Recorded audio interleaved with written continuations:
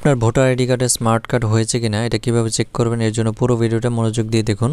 তো অবশ্যই যারা পুরাতন ভোটার তারা ধরে নিতে পারেন তাদেরটা হয়েছে, আর যারা নতুন ভোটার তাদেরটা হয়েছে কিনা বা মাঝামাঝি পর্যায়ে যারা ভোটার হয়েছেন তাদেরটা হয়েছে কিনা, তো এটা আপনাকে অবশ্যই চেক দিতে হবে। কারণ যদি হয়েছে কিনা এটাই না জানেন সেক্ষেত্রে কীভাবে আপনি এটা সংগ্রহ করবেন। তো আমি পুরো ভিডিওটা দেখাবো।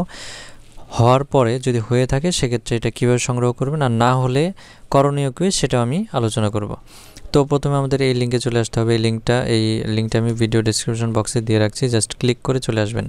দেখেন এখানে লেখাই আছে স্মার্ট কার্ড স্ট্যাটাস, অর্থাৎ আমি এখানে আমার জাতীয় পরিচয়পত্র নাম্বার এবং জন্ম তারিখ এবং এইখানে দেখেন একটা কোড দেওয়া আছে। এই কোডটা এখানে লিখে সাবমিট করলে কিন্তু আমাদের স্ট্যাটাসটা তারা জানিয়ে দেবে আমাদেরটা হয়েছে কিনা।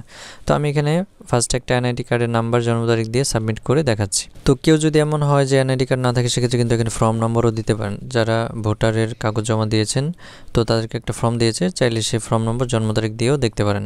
তো আমি আমাদের এখানে বসানো হয়েছে, আমি জাস্ট এখানে সাবমিটে ক্লিক করছি। তো ক্লিক করার পর এখানে দেখেন এখানে কিন্তু দেখাচ্ছে স্ট্যাটাস এখানে দেখাচ্ছে কমপ্লিট, অর্থাৎ আমার কিন্তু স্মার্ট কার্ড হয়ে গেছে, অর্থাৎ এই আইডি কার্ডের স্মার্ট কার্ড হয়ে গেছে। তো এখানে দেখেন তারা একটা বক্স আইডি দিয়েছে, এই যে বক্স আইডি, এই যে এত, মানে আপনার এই স্মার্ট কার্ডটা কোথায় আছে সেটাই মূলত এইখানে। আমি যদি বক্স আইডিটা নিয়ে তাদেরকে দেখাই সেক্ষেত্রে কিন্তু এইখান থেকে খুব সহজেই তারা এটাকে বের করে আমাকে দিয়ে দিতে পারবে। এবং দেখেন এটা কোন জায়গার ভোটার, এই ডিস্ট্রিক্ট, উপজেলা, ভোটার এরিয়া সব কিছু দেওয়া আছে। এবং দেখেন কন্ট্যাক্ট অ্যাড্রেস এখানে কী লেখা আছে দেখেন, সাভার ইসি অফিস। তো এইখানে আপনি যে জায়গার ভোটার এবং কোথায় থেকে সংগ্রহ করবেন এগুলো কিন্তু দেয়াই আছে।